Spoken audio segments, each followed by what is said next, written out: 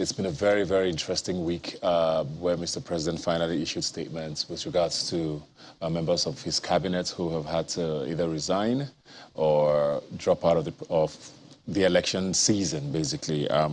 It's come with a lot of reactions, and especially with that of the central bank governor. We do hear that he may have also dropped out. A lot of these things are still very confusing. I say it's probably the most interesting election season we've ever had. We also have former President Goodluck Jonathan, who continues to be in and out of the conversation. All in all, it just shows us that these elections are going to be one for the books. I think for everybody what's most important is that everything ends on a note that's peaceful, and we get through February 2023 on a sound note. Speaking of candidates, someone who's also gotten into the race is the former chairman of the APC and former NLC president, Adams Oshomole, former Edo State governor. So they talk about, activism and politics will always be one that will always come out, and we're going to be talking about that on the show today. I have here with me Adetoun Onajobi, who's an activist herself. Thanks for being here today. Thank you. So, first of all, before we get into the activist bits, I mean, this election cycle is, like I said, is pretty, I don't know, dramatic. I feel like there's something new every day. I was at an award ceremony yesterday, and there was a category for best drama. I said, maybe Nigerian politics should be winning it at this time. What are your thoughts on what's going on so far? So basically, it's just like, it's a new dimension, and the interest is becoming more interesting and unbelievable. Like, people who we don't even think will be eyeing that seat are now coming out to say they're going there. Obviously, this just shows that everybody thinks that change is going to have to start from the top, and everybody wants to get there to be able to share their own quota of energy into the system. So let's watch. It's still too early. Yeah. More coming. So let's wait and watch. Let's talk about, I mean, we live at a time now where I say activists are endangered species, because everybody who's seen as an activist now, especially with our history in this country, is almost always second-guessed. What are your real intentions? Are you doing this for your personal gain? Are you trying to really fight for the people? What got you into this? Was this an organic sort of move into activism? Was this something you intentionally, went through because of how you felt about our situation in the country? Okay, so basically, when you say activism, what does it basically mean? Yeah. It's like an agitation for what you know is supposed to be, what is right. And over the years, we've realized that the way the Nigerian politics goes is like once a party takes over, the other party just sleeps, and they are supposed to be, like tailing the government and then being on their neck. Opposition. Yeah. So the opposition doesn't even exist. That word doesn't even exist. So it's like, I'm a citizen of Nigeria. I know what my rights are. I know what I gave to the government. They tell us to come out to vote. So after the election, nothing happens. So we have to come out to speak. So in the course of speaking, it is either we say it aggressively, we say it to catch their attention, we say it either ways that they have to get it. And activism is just one of the fastest ways to get the government's attention to do what they're supposed to do. So for me, the whole spirit woke up when I had a baby girl. Like, all my kids are boys. And I'm like, does this seem like this environment is safe for my child? Does this seem like this environment is safe for all our children, basically? And it's like, it's becoming a norm. And then the time has come where we just have to continue to agitate for what is right and let the government do it, because we have to create a better environment. If you're not a mother or you're not a parent, sometimes you don't understand how sensitive it is raising a child in an environment that is not safe, or there's no certainty for your children. So when you become a parent, particularly having a female child with everything that is going on, you just have to look for a way to get what is right for your child and for our children generally. So when did this start for you? I think it was during the NSAS. The whole agitation started during the NSAS, when I just felt like this thing is becoming like a scam, because all that time there was lockdown, and then I had this emergency in my ammonia plant, in my gas plant, and then I had to just leave the house. And leaving the house, I saw that we're on lockdown and everybody is at home, and basically the activities out there is just like there's nothing going on, So the government was still doing their own thing normally, and then we are just here, and I basically saw some police officers using government vehicles, to move passengers, and they were making money. And I'm like, excuse me, what's going on here? You told us there's lockdown. We are at home doing nothing, not earning anything. And you people are here, And that time I was pregnant of my daughter. And then I had to accost the police officer. He cocked his gun like, well, I'm like, shoot how? I took it off him, and, everything blew up all over social media.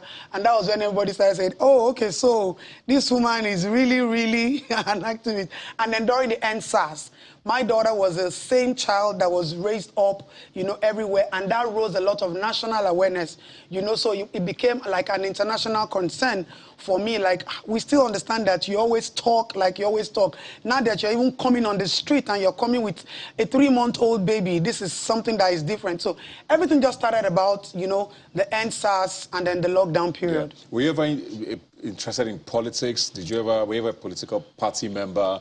What was life like before, like you said, the gun incident happened? I'm not a politician, and I'm never interested in politics. But at one point, I've had to support, people who have your own vision. Like, you feel, oh, if this person wins, this person can also be able to feel your pain and do what is supposed to be done.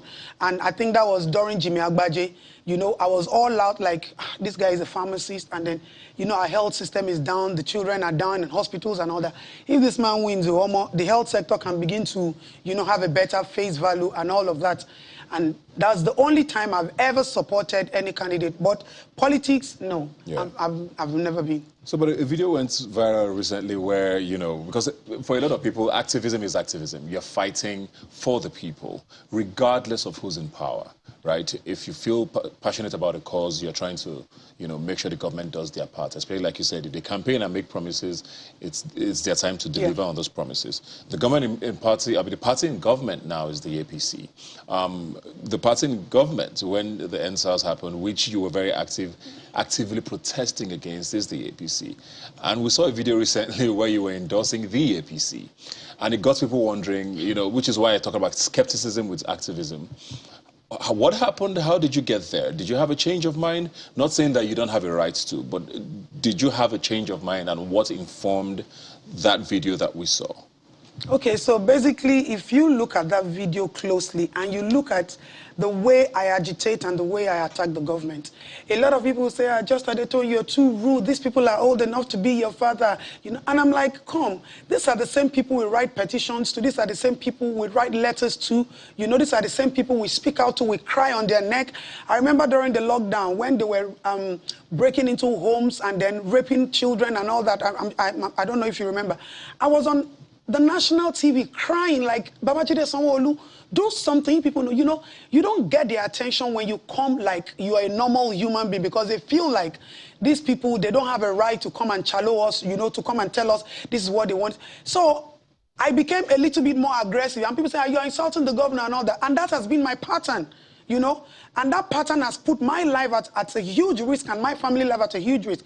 So, it's like my husband is from Lagos. I am not a Lagosian. My husband worked with the government closely, and I'm like in the middle. All the royal fathers, whatever, I'm like my father-in-laws, and I'm like, I'm against their government, So when I get home, the pressure be like, talk to your wife now. What does she want and all that, Let's offer her this. Like, I would never bulge. So I said, okay, let's go another route. So I did a video. I said, Jagaban is a scam. According to, let it not be me alone. Let it not be my opinion alone. According to our opinion, this man is a scam. His name is a scam. His education is scam. His income is scam. Nigeria itself is a scam. I had to first break down because sometimes when you're looking for solution, you have to first break down the problems. So I had to first break all that down and said, okay, are we giving the country to this man who we feel is a scam? He suits the country. No. Everybody, go get your PVC. But the way social media is.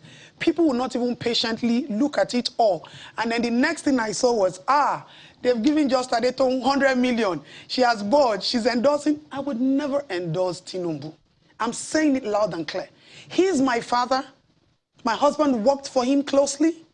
He's like my father-in-law. He owns Lagos State because this Lagos State practically belongs to one person. I call him my father, and he remains my father, but I would never support his political ambition. I would never do that. Why? Because I feel you lay the lives of people down for your own personal career. If you say you deserve to be the president, why didn't you come in at the right time? You used the whole nation to play a game. You used us to play chess. You waited and you're matching and patching and patching. Okay, you brought Buhari. Immediately after Buhari, I'm coming. No, it doesn't work like that. You don't know Buhari's mind. You don't know what his intentions were.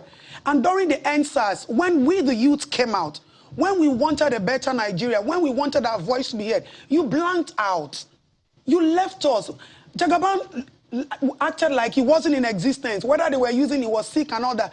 And at that time, I kept on talking, and all the messages I get, Baba said he's sick and you are insulting. You are sick does not mean you can't lend your support to the people. I'm just trying to get something clear here, because I don't want to make this about a person in particular. Because it was all about him, basically. It wasn't even about the party. Yeah, the issue here for me is basically, you know, when the lines are blurred between activism and politics. I don't know whatever your personal issues are with him, but I'm just trying to understand, you know, the video, how do thousands of people misinterpret a video? That's the because thing. you lost over, I think, 10,000 followers. No, 12. Like, about 12,000 12. followers. That's what I'm trying to explain to you. There must have been something. Because when I came, the way I relayed the message sarcastically, people didn't get it. They just thought, Tonda will come and say, you this governor, your head is this.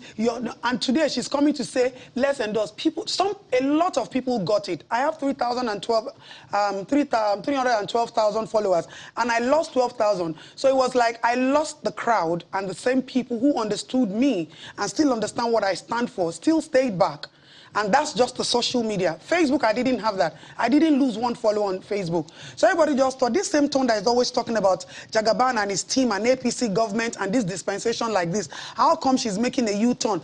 They've paid her. No, I'm still me. I would never forget the wounds that we incurred during the NSAS. I would never forget how bad this country has been and is still at this point. And the point is, I will never jeopardize my family interest or personal interest for a national interest. So at this point, my stand is still, I would never endorse Jagaban to go for presidency. Other people can. I can decide to take my candidate tomorrow. But because I know how he has been in the journey of politics, I don't think I would want to. So a lot of people got it all wrong. Like, oh, she's made a U-turn. All this Do you think it's wrong for you to get involved in politics? It's not wrong for me to get in politics. It's my right to get into politics. But after being an activist? No, I have a right to. Whilst being an activist?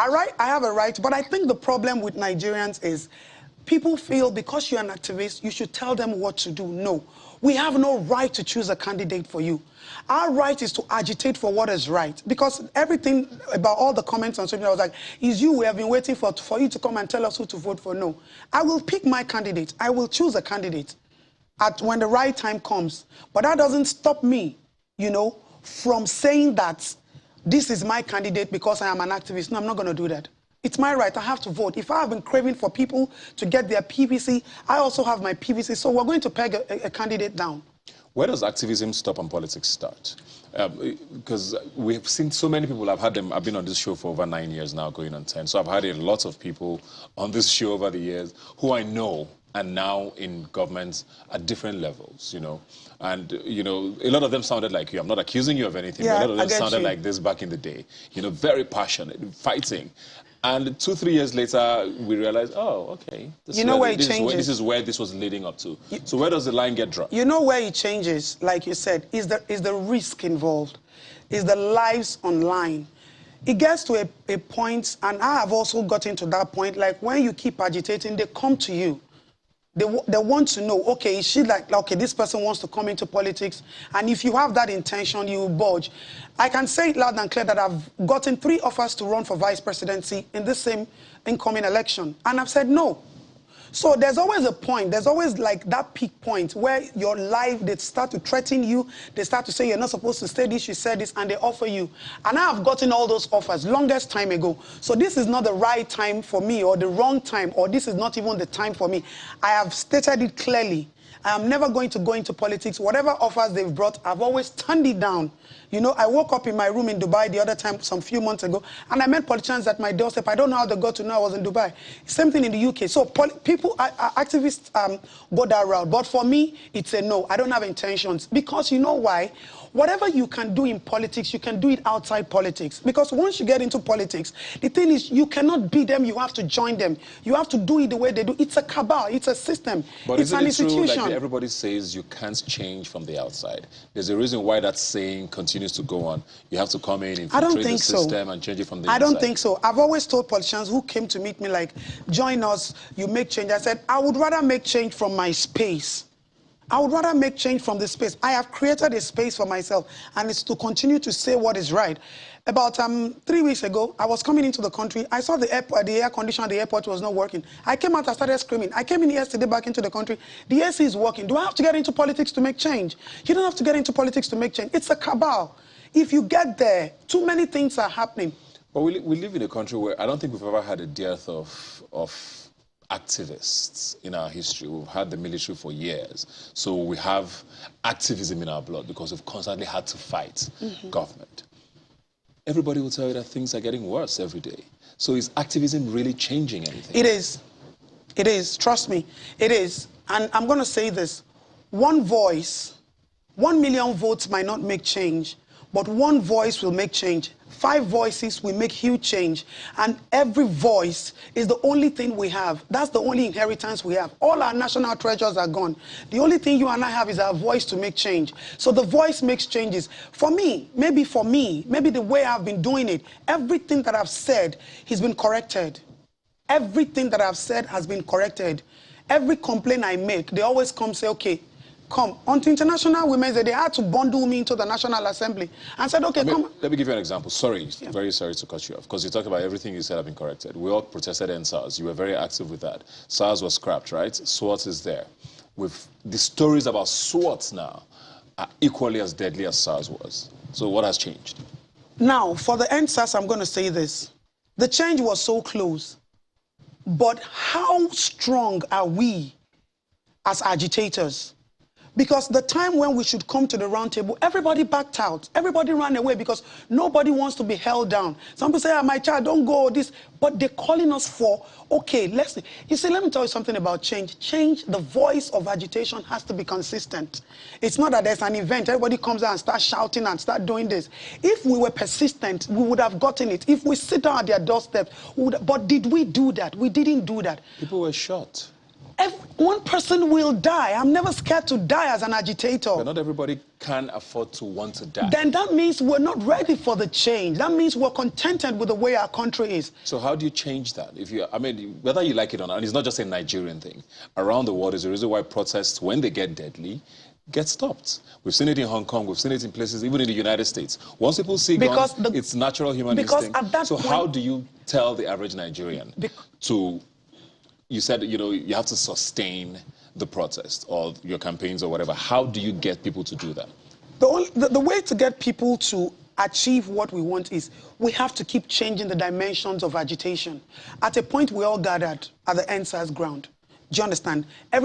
Your people were killed and everybody left. That still doesn't stop us from talking from our own space. But some people tell you, they're going to block my page, they're going to come and... Let me tell you something about politics today. You see these people called politicians, they are scared of we citizens. And we citizens are scared of them. That's the problem. A lot of people have not been able to identify that the politicians are scared of us. I remember during the NSAS, the only thing that was making Buhari panic is like, these people are taking over my system. And he was at a huge unrest. He was scared. He was worried. And look at us. Common military came, They shot, everybody ran home. It's not very common, but... It's not very common. You said common military. I don't know if they're common. They are common military. I didn't say anything special about them because that has been the same pattern they use. They don't have any new strategies for us. I think we have about 20 seconds to go because we have, I want to say, 10, 11 months, about 10, 9 months to the elections next year. What's the place of activism or activists in the election season? What can we, as we're all supposed to be activists, right? What can we do? For this time, I think what we need to do now is for us to all have a common interest and a common mind. Because if you look at the Nigerian youth, we are divided. Our concentration is totally divided. And I've been hearing a lot of politicians, like really and truly, they know how to win elections. So now, I think this is the right time where everybody should feel this, our same generation, where we call the Sorosoke generation, all of us should come together. Let me tell you something, Ebuka. Mechanics know where they meet. Engine oil sellers know where they meet. Pepper sellers know where they meet. All of these people, you and I, where do we meet to discuss national issues? We don't have. So final note, I mean, you have realized that your words have power. Are you going to change how you deliver your message? Because sarcasm obviously doesn't work. No, that was the first. sensitive That was the issues first like that? sarcastic. So have you learned from that? And you realize yes. how it was misconstrued? Yes, I've learnt that, and obviously, whether they like it or not, I'm just going to go back to my old style. Let's keep dragging each other. We're going to keep dragging each other because basically that works for me. So this sarcasm, people don't want it at all. And you know the truth about it, Right. it helped me. You know why it helped me? This same pressure that is coming from the family side and the outside social media side, they were able to identify that, okay, truly this is the situation of this candidate. All right. Thank you very much for joining us today. We'll keep watching you, watching this space. Like I said, election season is hot, and every day is a new one. Hopefully, we get through it peacefully. Thanks for being here.